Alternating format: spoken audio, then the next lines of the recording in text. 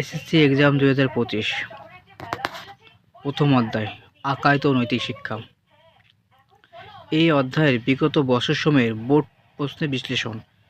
এখানে 2024 সাল, 2023 সাল, 2020 সাল, 2019 সাল, 2018 সাল, 2017 সালে কোন সিকিউ এমসিকিউ কোন বোর্ডে কয়টা আইছে সব কিছু বিশ্লেষণ করে দেখানো হয়েছে। এবং এই 2021 এবং 2022 সালে ইসলাম ও নৈতিক শিক্ষা বোর্ড পরীক্ষা অনুষ্ঠিত হয়নি, তার জন্য এখানে দেওয়া হয় না দুইটা সাল। এখন আমরা মেইন প্রশ্নে যাব।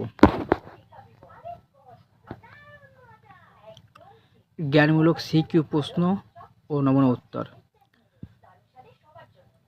সৃজনশীল প্রশ্নে ক নম্বর যে প্রশ্নগুলো না, সে থেকে ক নম্বরে। ঈমান কি? ঈমান হলো শরীয়তের যাবতীয় বিধিনিষেধ অন্তরে বিশ্বাস করা, মুখে স্বীকার করা এবং তদনুযায়ী আমল করা।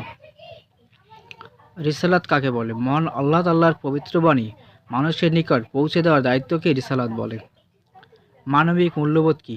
মানবিক মূল্যবোধ হলো সেই নৈতিক গুণাবলী এবং নৈতিক মানদণ্ড যা মানুষের মধ্যে ন্যায়, সততা, সহানুভূতি এবং দায়িত্ববোধ সৃষ্টি করে। নবী রাসূলগণের দাওয়াতের মূল কথা কী ছিল? নবী রাসূলগণের দাওয়াতের মূল কথা ছিল তাওহীদ ও আল্লাহর একাত্মবাদের প্রচার। তাওহীদ কাকে বলে? আল্লাহ তাআলাকে এক ও অদ্বিতীয় হিসেবে স্বীকার করে নেওয়াই হলো তাওহীদ। আকিদাত কি? আকিদাত হলো মানুষের মৃত্যুর পরবর্তী জীবন। ইসলাম কি? ইসলাম হলো আল্লাহ তাআলার প্রতি আন্তরিকভাবে বিশ্বাস স্থাপন করে তার নিকট পরিপূর্ণভাবে আত্মসমর্পণ করা, বিনা দ্বিধায় তার যাবতীয় আদেশ নিষেধের অনুগত্য করা এবং তার দেওয়া বিধান ও হযরত মুহাম্মদ সাল্লাল্লাহু আলাইহি সাল্লামের দেখানো পথ অনুসারে জীবনযাপন করা। মিজান কি? হাসরের ময়দানে মানুষের আমলসমূহ ওজন করার জন্য আল্লাহ তাআলা যে পাল্লা প্রতিষ্ঠা করবেন তাই মিজান। শিরক কি? মহান আল্লাহর কাছে কোনো ব্যক্তি বা বস্তুকে শরীক করা কিংবা তার সমতুল্য মনে করাকে শিরক বলা হয়। ঈমানের মূল কথা কি? ঈমানের মূল কথা হলো লা ইলাহা ইল্লাল্লাহু মুহাম্মাদুর রাসূলুল্লাহ। শাফাআত কি? কল্যাণ ও ক্ষমার জন্য আল্লাহ তাআলার নিকট নবী রাসূল ও নেক বান্দাগণের সুপারিশ করাকে শাফাআত বলে। আকাইদ কি? ইসলামের মৌলিক বিষয়গুলোর প্রতি দৃঢ় বিশ্বাসীকেই আকাইদ বলে। কাফির অর্থ কি? কাফির অর্থ অবিশ্বাসী, অস্বীকারী। মানবিক মূল্যবোধ বিকাশে কিসের ভূমিকা গুরুত্বপূর্ণ? মানবিক মূল্যবোধ বিকাশে ঈমানের ভূমিকা গুরুত্বপূর্ণ। জান্নাত কি? পরকালীন জীবনে পুণ্যবানগণের জন্য পুরস্কার স্বরূপ যে আরামদায়ক স্থান তৈরি করে রাখা হয়েছে তাকে জান্নাত বলে। সিরাত কাকে বলে? হাসরের ময়দান থেকে জান্নাত পর্যন্ত জাহান্নামের উপর দিয়ে যে চলমান সেতু স্থাপন করা হবে তাকে সিরাত বলে। কবর কি? মৃত্যুর পর থেকে পুনরুত্থানের সময় পর্যন্ত যেখানে অবস্থান করা হয় তাই কবর। আসমানি কিতাব কাকে বলে? আসমানি কিতাব হলো এমন গ্রন্থ যা আল্লাহ তাআলার থেকে অবতীর্ণ হয়েছে। রিসালাত শব্দের অর্থ কি? রিসালাত শব্দের অর্থ বার্তা, চিঠি পৌঁছানো, পয়গাম, সংবাদ বা কোনো ভালো কাজের দায়িত্ব বহন করা। কুফর শব্দের অর্থ কি? কুফর শব্দের অর্থ হলো অস্বীকার করা, অবিশ্বাস করা, ঢেকে রাখা, গোপন করা, অকৃতজ্ঞতা প্রকাশ করা, অবাধ্য হওয়া ইত্যাদি। ঈমান শব্দের অর্থ কি? ঈমান শব্দের অর্থ বিশ্বাস করা, আস্থা স্থাপন করা, স্বীকৃতি দেওয়া, নির্ভর করা, মেনে নেওয়া। আল্লাহর নিকট একমাত্র জীবন ব্যবস্থা কি? আল্লাহর নিকট একমাত্র জীবন ব্যবস্থা হলো ইসলাম।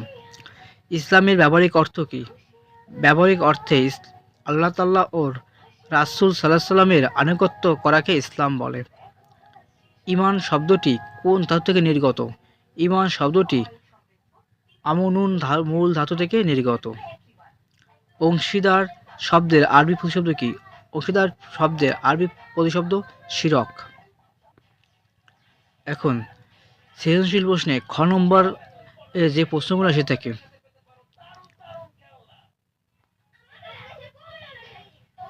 তকদিরে বিশ্বাসের প্রয়োজনীয়তা ব্যাখ্যা করো। ইসলামের মৌলিক 7টি বিষয়ের মধ্যে অন্যতম একটি হলো তকদিরে বিশ্বাস করা। তাই তকদিরে বিশ্বাস অত্যন্ত জরুরি। তকদির অর্থ নির্ধারিত পরিমাণ, ভাগ্য বা নিয়তি।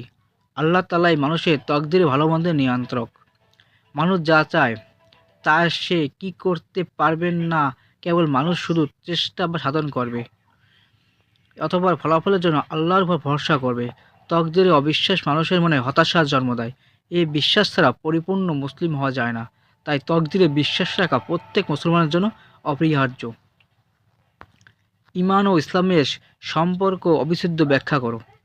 ঈমান ও ইসলামের সম্পর্ক অবিচ্ছেদ্য নিচে ব্যাখ্যা করা হলো। ঈমান ও ইসলামের মধ্যে অত্যন্ত ঘনিষ্ঠ সম্পর্ক বিদ্যমান। এদের একটি ব্যতীত অন্যটি কল্পনা করা যায় না। ঈমান ও ইসলামের সম্পর্ক গাছের মূল ও শাখা পোশাকার মতো।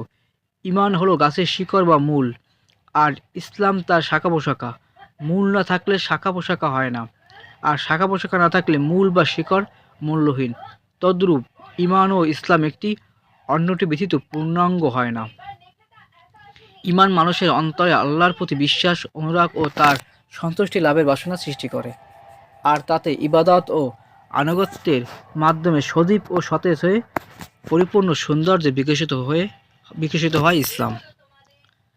আখিরাতে বিশ্বাসের গুরুত্ব বুঝিয়ে লেখো। আখিরাত হলো পরকাল। মৃত্যুর পরবর্তী জীবনকে আখিরাত বলা হয়। দুনিয়ার জীবন ক্ষণস্থায়ী, আর আখিরাতের জীবন চিরস্থায়ী। আখিরাতে বিশ্বাস মানুষের জীবন পরিচালনায় নীতি ও আদর্শের অনুসরণ করতে বাধ্য করে। যে ব্যক্তি আখিরাতে বিশ্বাস করে, সে প্রত্যহ তার প্রতিটি কাজের হিসাব নিজেই নিয়ে থাকে। এভাবে দৈনন্দিন আত্মসমালোচনার মাধ্যমে মানুষ তার ভুল ত্রুটি শুধরিয়ে নিয়ে সৎ চরিত্রবান হিসেবে গড়ে ওঠে। তাই মানব জীবনে গঠনের জন্য আখিরাতে বিশ্বাস অত্যন্ত গুরুত্বপূর্ণ। আমাকে শাফাআত করার অধিকার দেওয়া হয়েছে, ব্যাখ্যা করো। শাফাআত শব্দের অর্থ সুপারিশ করা, অনুরোধ করা ইত্যাদি। ইসলামী শরীয়তের পরিভাষায় কল্যাণ ও ক্ষমার জন্য আল্লাহ তাআলার নিকট রমি রাসূল ও নেক বান্দাগণের সুপারিশ করাকে শাফাআত বলে। কিয়ামতের দিন আল্লাহ তাআলা এসব শাফাআত কবুল করবেন এবং বহু মানুষকে জান্নাত দান করবেন। তবে সবচেয়ে বেশি ক্ষমা থাকবে আমাদের প্রিয় নবী হযরত মুহাম্মদ সাল্লাল্লাহু আলাইহি ওয়াসাল্লামের অধিকারে। তিনি নিজেই বলেছেন, আমাকে শাফাআত করার অধিকার দেওয়া হয়েছে। সহিহ বুখারী ও সহিহ মুসলিম। শিরকের গুনাহ আল্লাহ তাআলা ক্ষমা করবেন না কেন? শিরকের গুনাহ আল্লাহ তাআলা ক্ষমা করবেন না, কারণ এটি তাওহীদ, আল্লাহর একাত্মত্বের মৌলিক নীতির বিরোধিতা করে। শিরক হচ্ছে আল্লাহর সাথে অন্য কাউকে শরীক করা, যা ইসলামের মূল ভিত্তি ও উদ্দেশ্যের বিরুদ্ধে।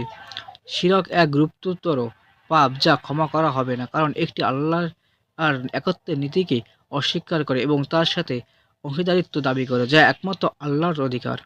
আল্লাহ তাআলা বলেন, নিশ্চয়ই আল্লাহ তার সাথে অংশীদারিত্ব করা শিরক ক্ষমা করবেন না, কিন্তু এর বাইরে অন্য কোনো পাপ যাকে ইচ্ছা ক্ষমা করতে পারেন। রিসালাত বলতে কি বোঝো? রিসালাত আরবি ভাষা থেকে এসেছে, যার অর্থ বার্তা বা প্রেরণ। ইসলামী পরিভাষায় রিসালাত মানে হলো আল্লাহর পক্ষ থেকে নবী রাসূলদের মধ্যে মানব জীবনের প্রতি প্রেরিত বার্তা বা শিক্ষাবাণী। রিসালাতের মূল ধারণা হলো আল্লাহ নবী রাসূলদের মাধ্যমে বার্তা প্রেরণ করেন, যাতে মানুষকে সঠিক পথ নির্দেশনার প্রদান করা হয় এবং জীবনের বিভিন্ন দিক সম্পর্কে নির্দেশনা দেওয়া হয়।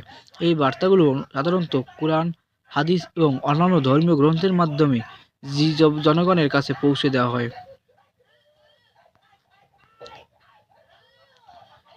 ইসলামী আল্লাহর নিকট গ্রহণযোগ্য একমাত্র জীবন ব্যবস্থা, ব্যাখ্যা করো।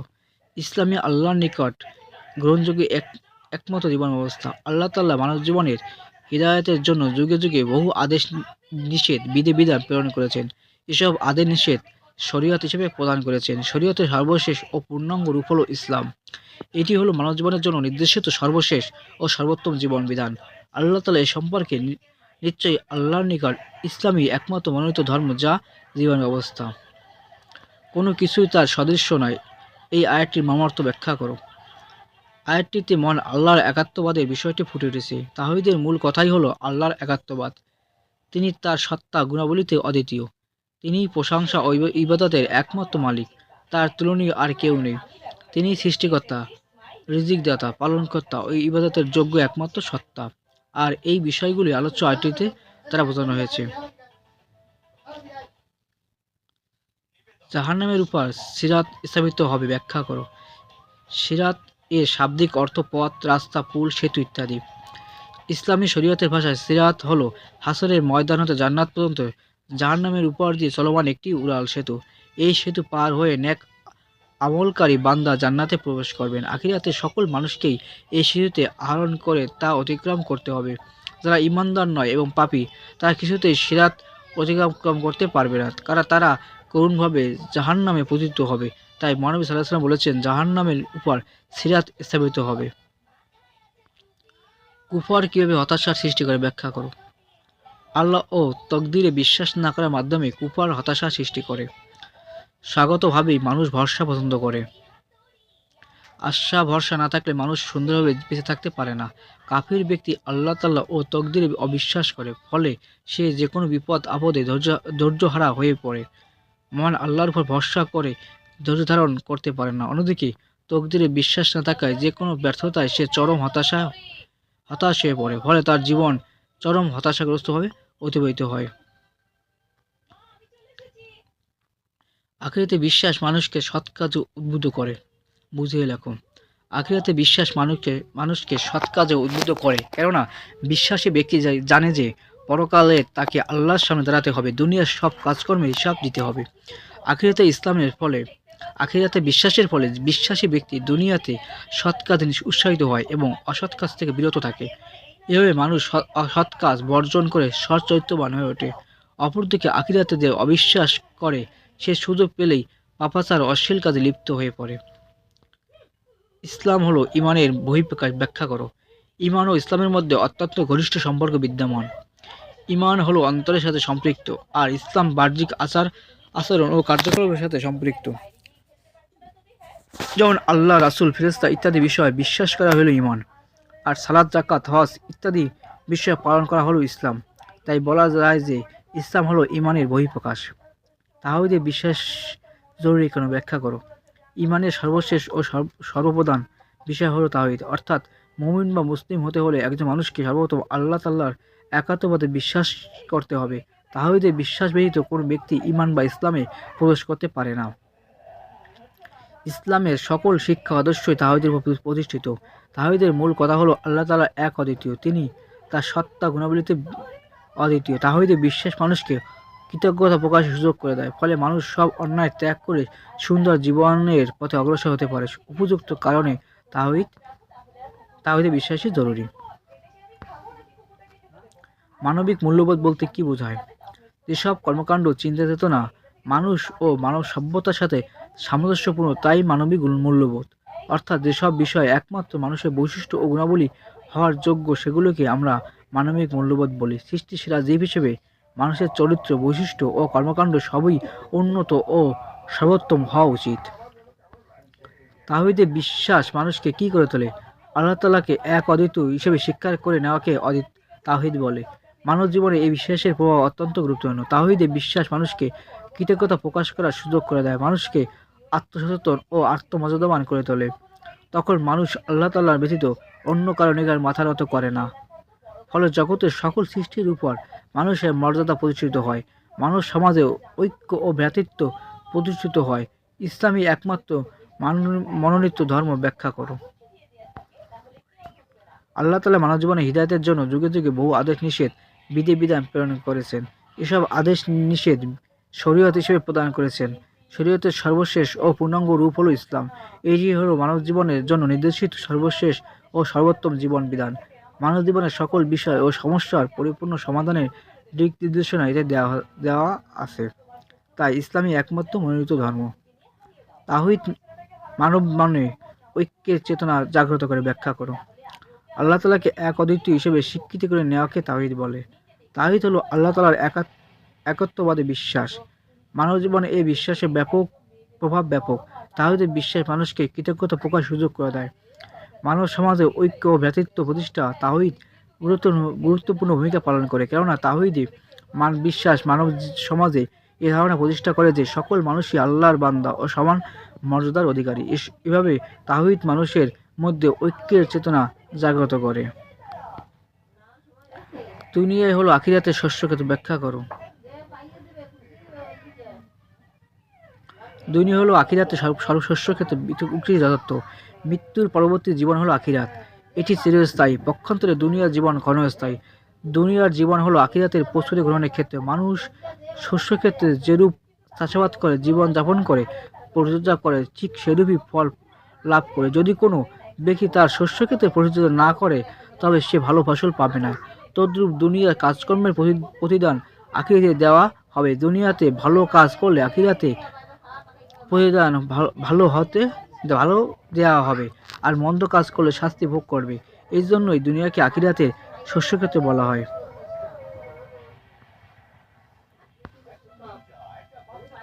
কুফর মানব সমাজে অনৈতিকতার প্রসার ঘটা। ব্যাখ্যা করো। কুফরে লিপ্ত ব্যক্তি ইসলামের সব বিধিবিধানকে অবিশ্বাস করে, তাই সে নিজেকে যে কোনো অনৈতিক ও পাপ কাজে জড়িয়ে ফেলে। এমন ব্যক্তি পরকাল, জান্নাত, জাহান্নাম ইত্যাদিতে বিশ্বাস করে না, ফলে নৈতিকতার গুরুত্ব অনুভব করতে পারে না। এর ফলস্বরূপ সে নিজের স্বার্থে মিথ্যাচার, অনাচার, ব্যভিচার, প্রতারণা, লোকাবাজি ইত্যাদি যে কোনো পাপ ও অনৈতিক কাজ সহজেই এবং বিনা দ্বিধায় করতে পারে। এভাবে কুফরের মাধ্যমে সমাজে অনৈতিকতার প্রসার ঘটে। খতমে নবুয়ত বলতে কি বোঝায়? ব্যাখ্যা করো। খতমে নবুয়ত বলতে নবুয়তের সমাপ্তিকে বোঝায়। আল্লাহ তাআলা মানবজাতির হেদায়েতের জন্য সবসময় নবী রাসূল পাঠিয়েছেন। এই ধারণাটি শুরু হয়েছে হযরত আদম আলাইহির মাধ্যমে এবং শেষ হয়েছে হযরত মুহাম্মদ সাল্লাল্লাহু আলাইহি ওয়াসাল্লামের মাধ্যমে। অর্থাৎ হযরত মুহাম্মদ সাল্লাল্লাহু আলাইহি ওয়াসাল্লাম সর্বশেষ নবী ও রাসূলের হিসেবে নবুয়ত ও রিসালাতের দায়িত্ব শেষ করেছেন। নবুয়ত এবং নবী রাসূলের আগমনের এই ধারায় সমাপ্তিকেই খতমে নবুয়ত বলা হয়। এবং সৃজনশীল প্রশ্নে গ এবং ঘ প্রশ্নগুলো সাধারণত আমাদের বোর্ড প্রশ্নগুলো বেশি করে অনুশীলন করতে হবে, কারণ এগুলো কোনো হুবহু আসার সম্ভাবনা নাই। কারণ এগুলো তৈরি করে দেবে উদ্দীপক তৈরি করে দেবে, এবং উদ্দীপক অনুযায়ী আমাদের পাঠ্য বই থেকে লিখতে হবে এটা বিশ্লেষণ করে। আর ক এবং খ আমার হুবহু বই থেকে দিবে, এবং হুবহু বই থেকে এগুলো লিখতে হবে। এখানে বানাই লেখার কোনো সিস্টেম নাই। যেটুকু আমাদের প্রশ্ন সেটুকু উত্তর দিতে বই থেকে।